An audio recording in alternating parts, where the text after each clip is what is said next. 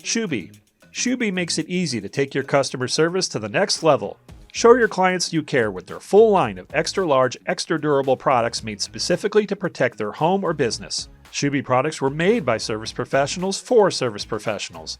None of those cheap, thin shoe covers that tear on the job. Their booties are made tough. They have surface protection products for every floor type to make sure you don't leave behind scuffs or scrapes.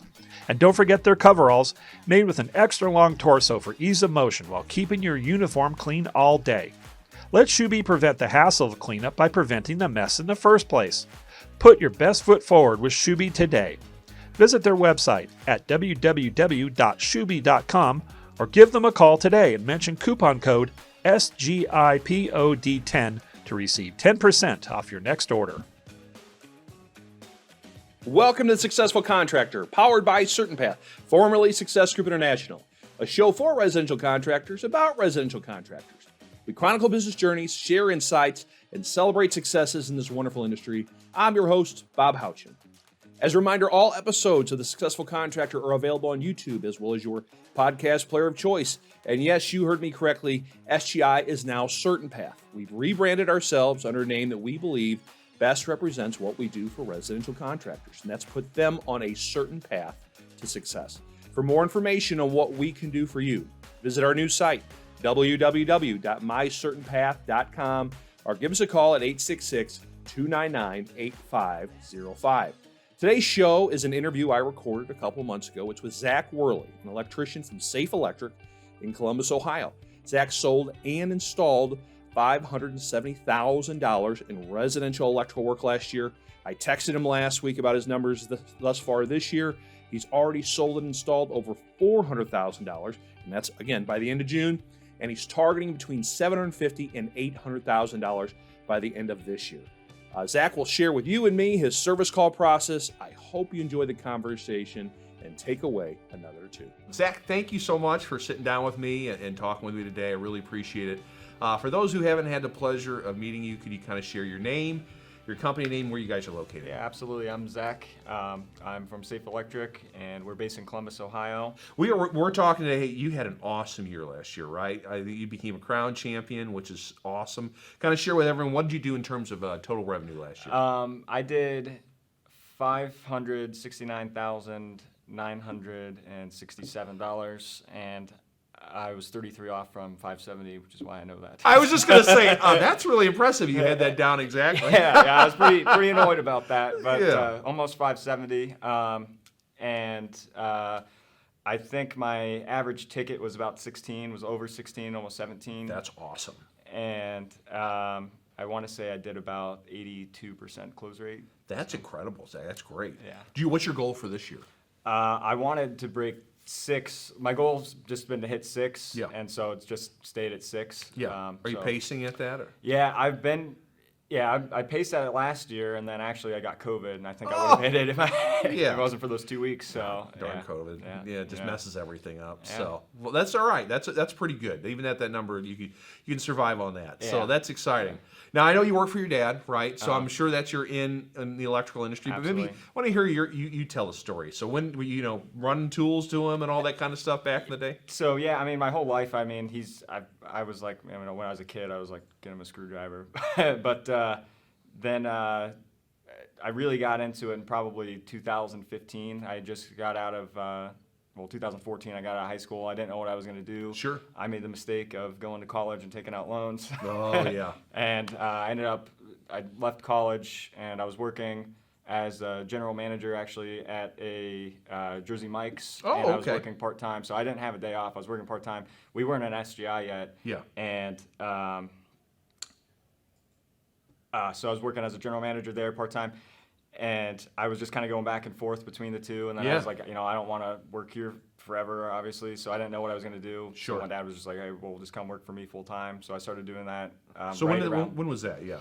That would have been 2017. Okay. About is when I really got into it full-time, and I left my other jobs 2017, 2018. Yeah. And I started full-time there. And you knew the trade because you'd been with me. Yeah. So I was doing commercial work some of the time. Like we weren't doing it the way I got started by we were doing whole house rewires and stuff for contractors. Okay. So. And then, so you've been there with the whole emergence of Safe Electric, because your whole company is just taken off. Yeah. What did you guys end up doing last year total? 4 million. We just broke 4 million. Just broke 4. I mean, you guys were like, what, under half a million? It's not that long ago. Every time I talk to you, it's like, oh, it goes, yeah, it just went up another. I did more in sales last year than we did total the year I started. Isn't that crazy? Yeah, it is. That's just amazing. Well, that's just where we've been from SGI, like seriously, this stuff. So. Well, you guys are all hard workers. I mean, Yeah. listen to you, hey, I'm working part-time as a general manager here, or doing this. And knowing your dad, I mean, he was working 12 different, he had the flipping houses, and he had the company. He was just trying to figure a way. That's when I was working for him. Yeah. You guys are trying to figure it out. I mean, you're smart guys, hard workers. You just needed a little direction, and here you are. Let's talk about your progression in this. I mean, you knew the trade, right? But it's the soft skills, the talking to people, the mechanics of a call. How did you learn all this? Did you go to Learning Alliance, or what was your training like? I just learned from being on the job. So he was flipping those houses, and that's really where I got the experience from. So I was never at a point where, I felt like I was almost a new build person, if that makes sense, where I learned all this stuff. So I was putting in, we were doing panels, arc faults, everything got permitted. So I was, pulling wire, dropping switch legs and stuff. Sometimes it was completely gutted, sometimes it wasn't. So, I feel like that was the best way for me personally to learn the trade, was just to go through and rewire those homes. You know? So I got to see the whole, from start to finish of a house. So. How about the sales end of it, though? That's the technical part, but how about, the approach to the home? The approach. All that stuff that leads to sales, Did you just learn with your dad? I know he's gone through training and everything, No, we had a lot of trial and error with, just watching the videos, doing role playing. Yeah.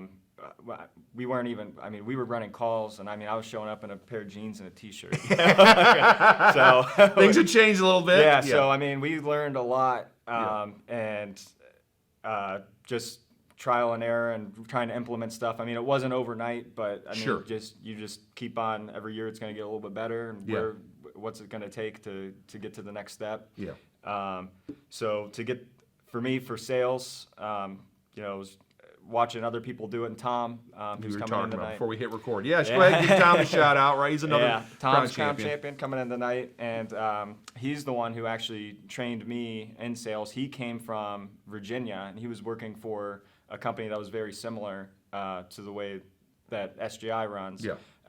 And he came over, and we got to see it firsthand. And so I think he took did, you under his wing a little bit. Yeah, I think he did 450 his first year, and then my next year was my next 10 months. I think that was his first 10 months was 450, and then my next 10 months was 409, and so now ever since then, and then it's we had 2 guys doing it, so we're hey, we're figuring this out. So, and not to say that the other guys weren't doing it either, but no, the numbers you guys are putting up, everyone's doing pretty well. Yeah, so. I think we're going to have 4 next year here, maybe 5. That's awesome. So. That's incredible. That's incredible.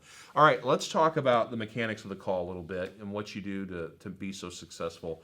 You're dispatched to a call.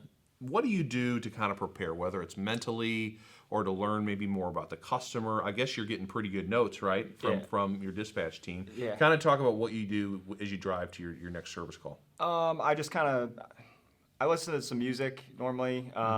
I always look at the house before I go there. I just want to know if we've been out there and what we've done. If we haven't been out there, I always look at the age of the home. In Columbus, it could be built in 1880 or it could be this year. So Sure.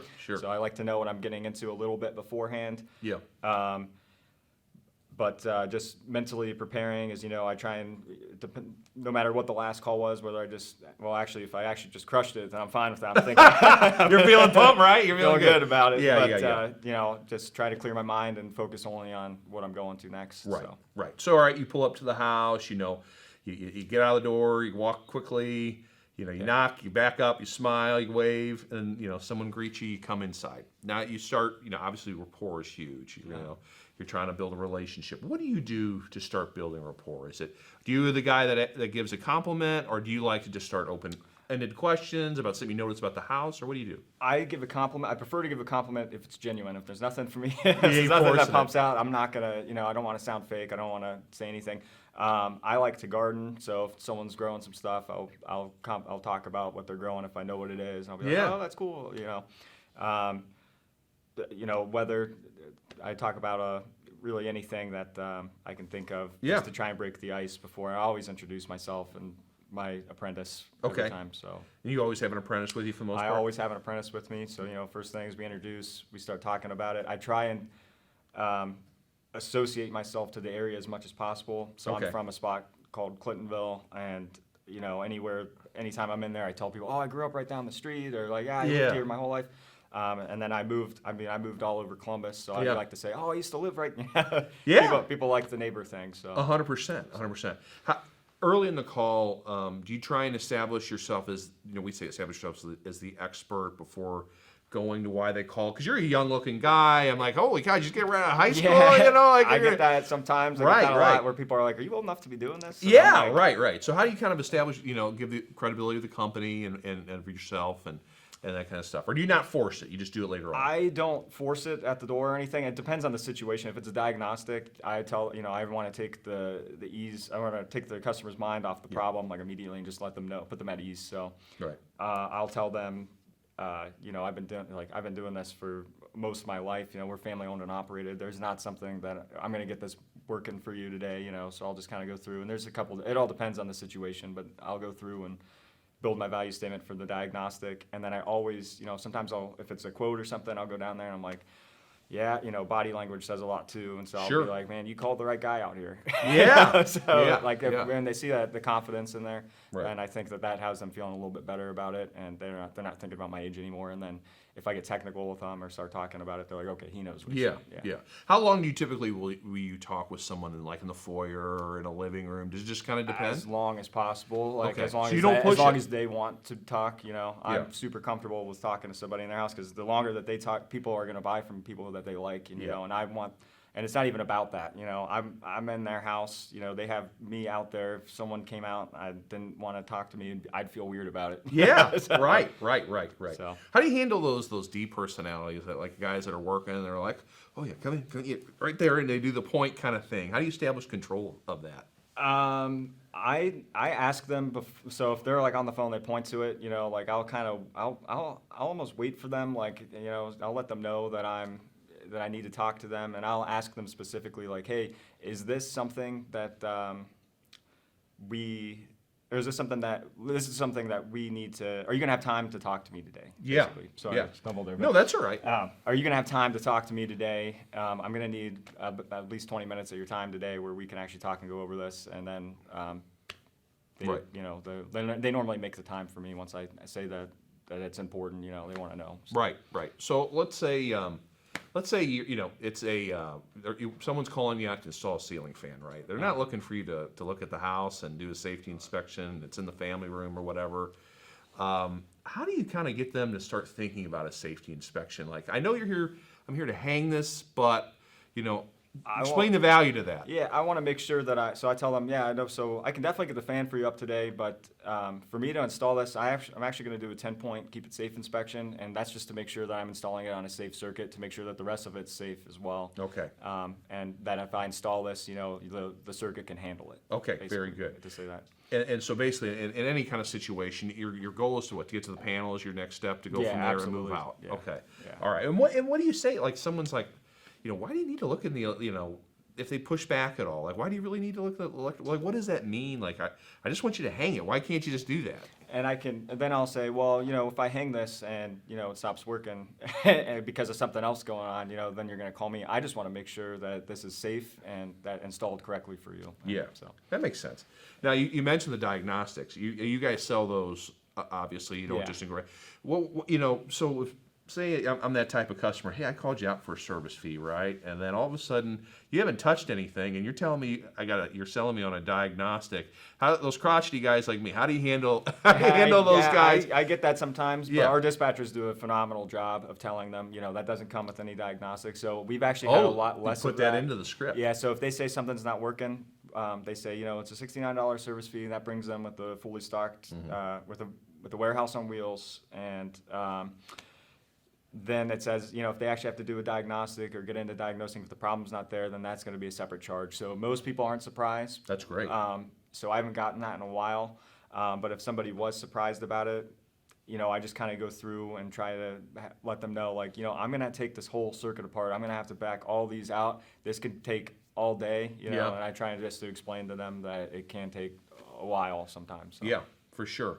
So do you like to have the homeowner go with you during the inspection, or you just kind of whatever goes, Whatever it goes? If they're there, it's really awesome to be able to show them, like, hey, this is wrong right away. Sometimes it works.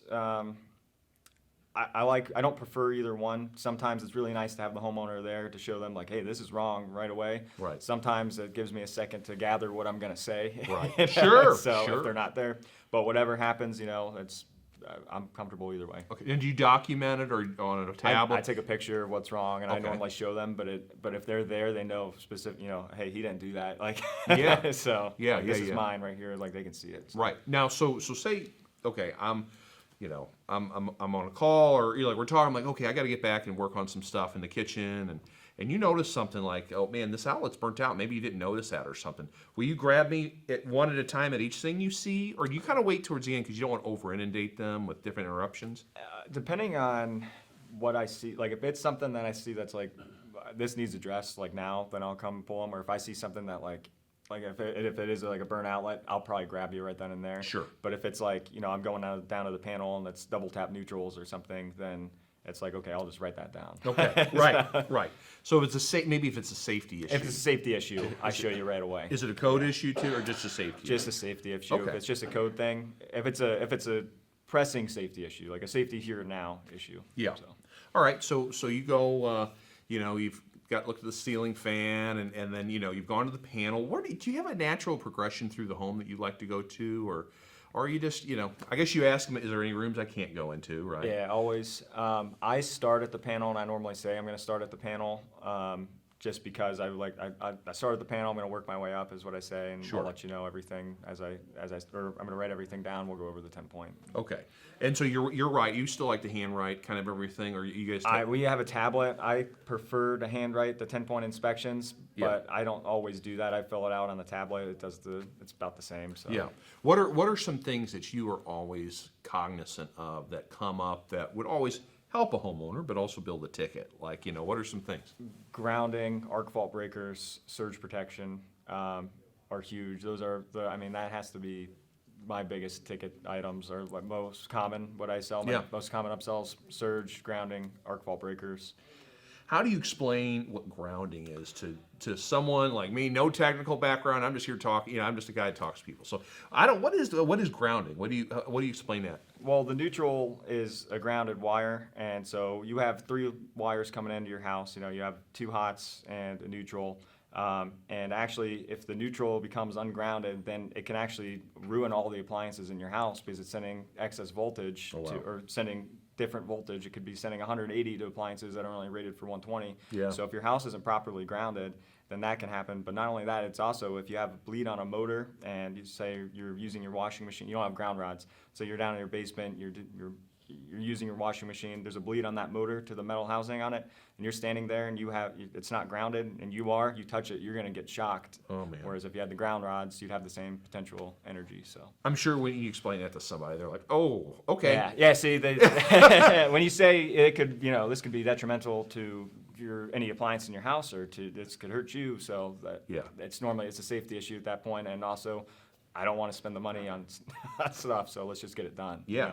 Another safety issue is arc fault. How do you explain an arc fault, again, to someone, just Joe homeowner who doesn't know a thing about electrical? They're fire guard breakers is what That's what you call them. what I call them. I normally ask, are you familiar with the term arc fault? Most of the time I hear no, and I'm like, well, they're fire guard breakers, so you used to have fuses, then they had the push technology, then in the 60s they came out with the flip breakers, and that's what's in your panel right now. Mm-hmm. Well, they came out with arc fault breakers, and that's what's the new. If I were to run a circuit today, by law, I have to protect it by arc fault, by a fire guard breaker.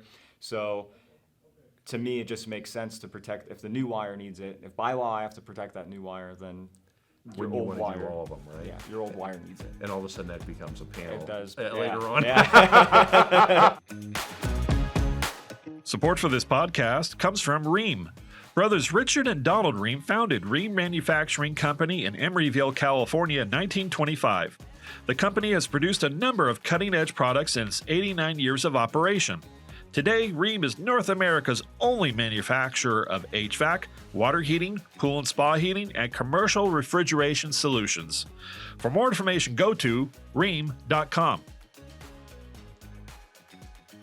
And Staples. Staples is the leading provider in office supplies, offering a vast selection of products and services. Over the last 2 years, Staples has also become one of America's largest janitorial suppliers as well. From your everyday business essentials to your office furniture, printing, facilities, and break room, Staples can do it all. Staples offers benefits to help create efficiencies in procurement and consolidate vendors to streamline internal processes. Visit www.staplesadvantage.com to learn more. How about the idea of surge? Because that's not exactly safety. Now, granted, it's an expensive problem, right? So, Yeah. what do you explain to people? Like, I got all those things all over my house plugged in. Don't those do enough? Yeah, I like to say something like if I'm doing my 10-point, I'm like, if I'm going over it with the customer, I'll be like, I also found you actually have no form of surge protection at your panel. Like, act like it's almost it's a surprise. Yeah. Like, you have no form of surge, because it is, and honestly, it almost is surprising because I did it when I lived at an apartment. Yeah. So Right. So you even say you I'll probably tell should people tell people that. that. Yeah, I've told people that. I don't even own the place I put it in. Yeah. So, but it's it's still my stuff there. Like, it was my washer, dryer, TV, all my appliances, Right. and so I don't trust that they grounded their stuff right. Right. So those are three big ones you pointed out. Other ones I always, like when I first got into this years ago, foolish as you guys will laugh that are watching it. Smoke detectors, I'm like, those things expire? Like, I had no idea 20 years ago those things expired. smoke detectors are a big one, and they're. I'm not the best at selling them. Okay. I always offer them. Right. Some people knock them out of the park. I think my best week, I did 33 smoke detectors in 1 week. Well, that and still that sounds was pretty good. Yeah, that was a good week. That was a good week for smoke detectors. Yeah. But I always offer them, and I always talk about it with people. But now that they're wireless, and I feel like so many people plug them in now, that people are so disinterested in paying for me to hardwire and install them. Yeah. And I do, I try and sell the value on, because we do the dual sensing and carbon monoxide. Yeah. But they're like, oh, They're well, getting more commoditized in your opinion. Okay. They think it's something they can do, and I'm okay with that. Yeah. So I'd rather they can't do some of the Other a lot stuff for of sure. So. Do you get a lot of rewire situations? Or no? I probably no. I think I've only done. Okay. Yeah, I mean, I go into a lot of situations where I quote a rewire. Yeah. I probably do one. I normally do a partial rewire. Okay. I guess I should say. I don't normally do a whole house rewire. It's like the family room or something that was added on or something. Yeah. Or BX cable, or if it's aluminum, I always that circuit's got to be reran, and I'm going to run it to code, so we're going to add a couple circuits up here. But Okay. Very good. All right. So, we've gone through. So, originally I called you out for a ceiling fan and on an older house, and man, you've noticed. Boy, they've got arc fault issues. They've got grounding issues. They have the ability to do surge. Okay, you've told me all these things maybe kind of at the end. Let me back up. So you noticed all this. Maybe you pulled me to the side to talk about it. But now it's time to write options, right? And let's package this up. Do you do that on your do you go to the truck and kind of do it? You like to do it in the truck? I like to go out to my van. Okay. What do you like if someone goes, what do you say to someone? Hey, I'll be right back. I just want to be like, if you give me just a couple minutes, I'm going to go write all this up. And I show them the book. I go through the book, and I'm like, I do everything through a straightforward price guide. So, I'm just going to have to find this, and I write it all up for you. Yeah. Sometimes it just takes a couple minutes for me to find this. And I tell them, it might be about 10 to 15. Mm-hmm. So. Do you use the guide anywhere else throughout the call, or how do you use it? Definitely during diagnostics. I mean, because people start thinking, if I just said, oh, well, your outlet's not working, it's going to be a level 2, or these outlets aren't working, it's a level 3.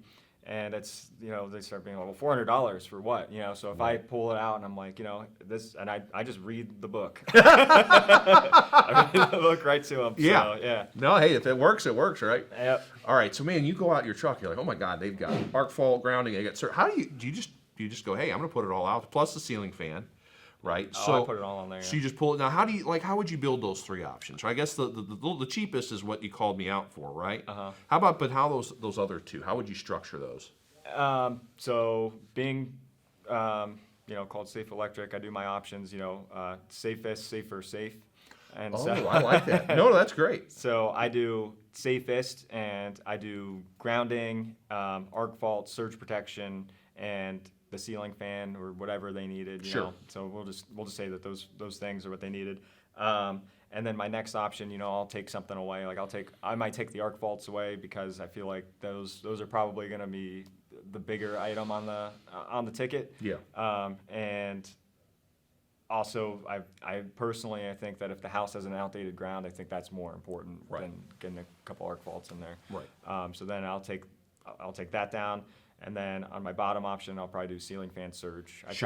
Or maybe ceiling fan grounds. As I found out last night, actually from talking to people, I used to say put a surge on every option and let them take it off for you.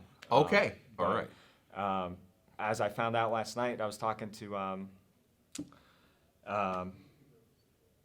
one of the guys, and he was telling me that he thinks that why push the surge to everybody when sometimes there's something out there like grounding might be more important for the house. So now I think that I'm going to start doing that in my bottom option, because then it is more surprising. Like, wow, you really don't want this, Right. So. Right. Interesting. You guys do a good job selling clubs too, don't you? Yeah, we do. So do you build that into every option, or when do you start talking? Do you start talking about the club early on, and again later on, and do they hear about it on the phone, or how do you guys do I'll that? talk about it early on, especially if they say like, oh, well, we are at these projects. I'm like, oh, well, we actually do a club. So, and then I'll start talking about, I'll go into the details about our club membership.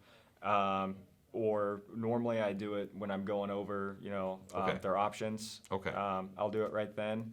I guess it all depends on the situation. I'll do it at all sorts of spots. So. Okay. And then when you're writing out your options, is it always in all three, or just how do you build it into your options? It's always, so we do Service Titan, and so it's presented right next to it as potential savings, and it line itemizes everything. So you have to take it out basically. Yeah, they know. Yeah. Yeah. So it's not like there's ever a chance for me to because everyone would be like, well, what's this potential savings? Yeah. So they have to know right then and there. Okay. All right. So you've written this out in your truck. It's time for showtime. You come in. Maybe I'm typing on my computer in the kitchen because I know I'm waiting for you. Like, do you go, hey, you want to sit down and talk somewhere, or how do you kind of get their attention, the customer's attention, and have this discussion?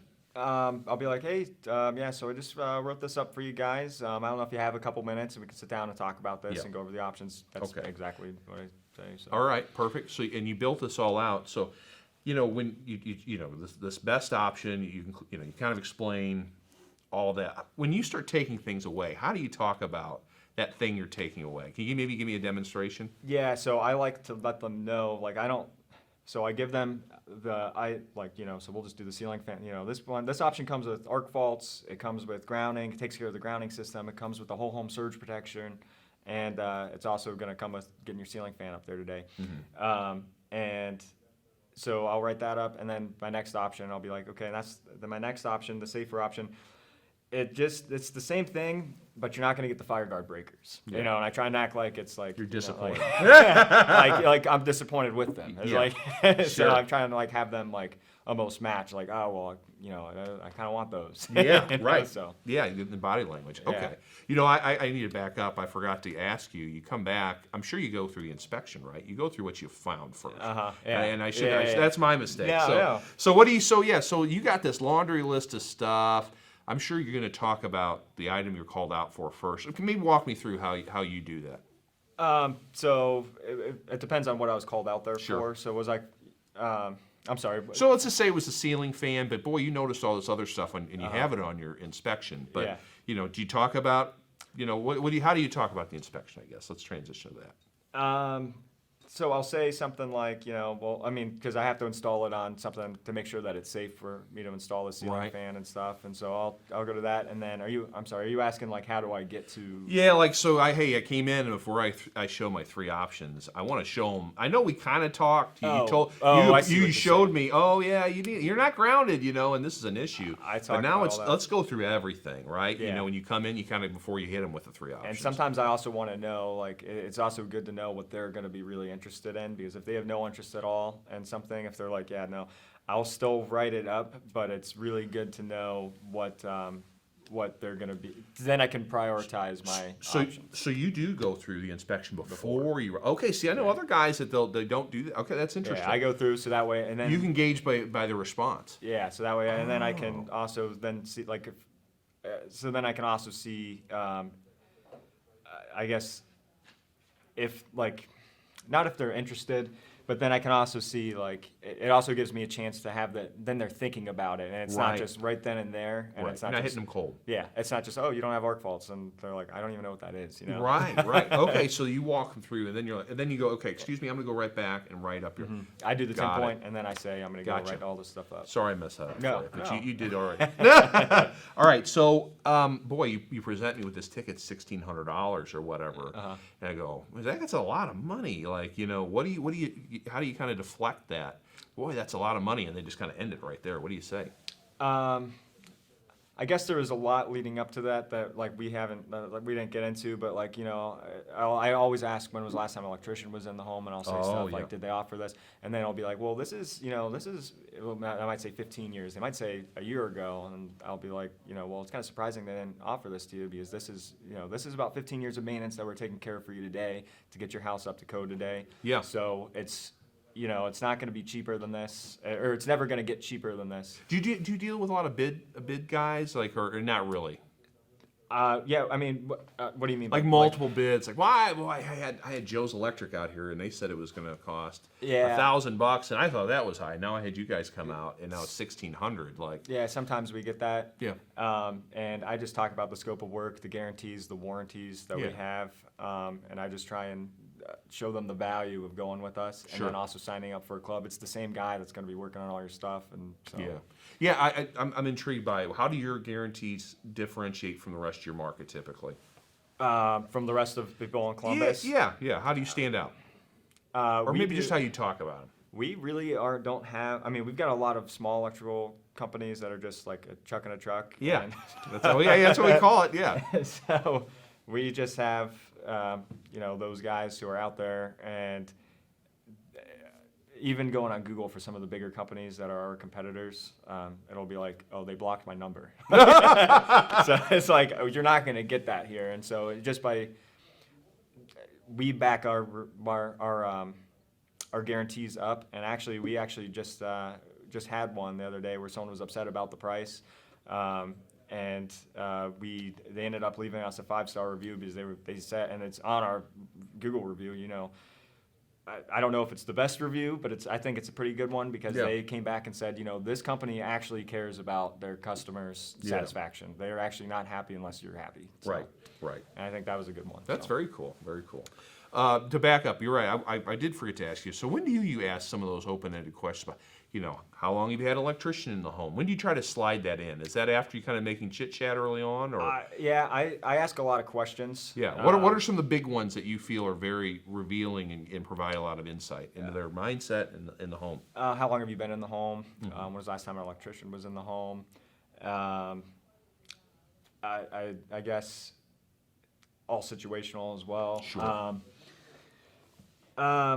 Those are some of the big ones I ask, and then I always, I ask stuff like, if it's a diagnostic, when did this go out? Did you turn anything on? I try and get just as much information as I can by asking questions. Sure. Can never ask enough of them. Yeah. Cannot. Good stuff. All right. So let's say I said yes to the work. You do the job. What do you do to kind of wrap it up? Do you show the homeowner what you did? Every time, always. Okay. Yeah. And then you kind of walk through what it does, or that's.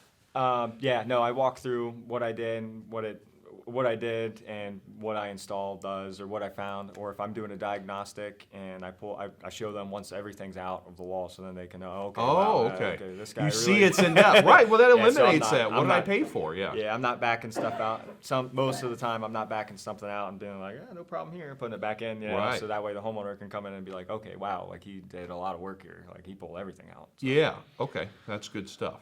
yeah. All right, and then before you're collecting payment, and then do you ask for a review, or do you I always ask for a review. How do you phrase it to a homeowner? We've done contests in the past, and I don't know if I still say that we're doing a contest because we're doing a little contest right now, and I'm trying to get the most reviews.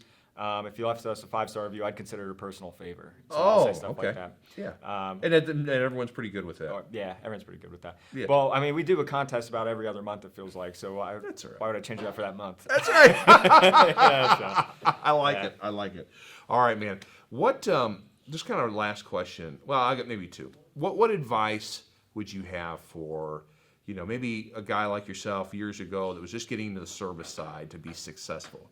What's the key to being a successful residential electrician? I learned all the safety aspects about it, and I learned a lot from being at work and learning this. But also when I went home, that's all I did. I mean, I would watch videos and videos and videos on YouTube, SGI videos for sales. I would watch a bunch of stuff on this. Yeah. And so it takes time. And just be patient with it. I mean, I was at a point actually where I thought, I'm just not getting this. Yeah. So like and then it was just like one day it clicks. So Yeah. one day it just happens. So you just got to keep with it, and it's definitely worth all the time that I spent watching those videos every night. So you're a motivated learner. Yeah. That's something you just gobble stuff up. Yeah. Do you still feel like you're that way? I mean, you're always looking for edges and information. Oh yeah, definitely. Yeah. I'm I mean, you're always telling me looking last for that. night you Yeah. met some guys. You're trading war stories and getting stuff. Right. Yeah. No, that's great. That's great. Larry, last question. What's your why? Like, what motivates you every day to get up? And maybe you had a rough day the day before, but you come up with a smile on your face and you service customers. You do a great job. Like, what drives you? Honestly, I want to be the best at what I do. Yeah. I really want to be, I want to be up there. I know that there's some guys doing 1.2 million. That almost seems unachievable, but actually watching that video in particular was what actually I really think that watching that video in particular with everybody in the class there is what got us going, because our numbers skyrocketed after watching that guy, John. Yeah. After watching him talk. Him and all those guys actually talk, because we were all like, okay, so this is doable. Like, Yeah. This isn't fake. this is doable. And it was funny because we had some guys who actually aren't here, but they're like, oh, well, they had excuses, and then then we start. I mean, I think I saw my first $20,000 week after watching. Is that right? I swear. Isn't that like, awesome? Yeah. Yeah. So, and then after that, it became pretty consistent. So there's someone doing $20,000, whether it's me, Tom, one of the other 4 or 5 guys. There's someone doing that every week. So Yeah, that's awesome. That's great stuff. Well, Zach, thanks so much for all your time tonight. I appreciate you waiting for me, and this was a lot of fun. yeah, absolutely. Thanks All for right, having buddy. me. Yeah. Thank you, sir. That's Zach Wehrle, an electrician from Safe Electric in Columbus, Ohio, sharing with us his service call process. I hope you've enjoyed today's show. If so, please like and subscribe on YouTube. If you're on your favorite podcast player, please leave us a 5-star review. The 2 seconds you take to leave a review will help other success-minded contractors like you find us and hopefully get a little bit better, which elevates our entire industry. And please join me for future episodes. This has been The Successful Contractor, powered by Certain Path. The Successful Contractor Podcast is part of the Certain Path family. Certain Path builds successful home service businesses and has for 23 years. We do it by providing contractors with a proven path to success, professional coaching, software solutions, and a member community of over 1,000 contractors just like you. Doubling your sales with a 20% net profit and an inspiring company culture is all possible. Let us show you the way. With Certain Path, success is made certain. Visit www.mycertainpath.com for more information.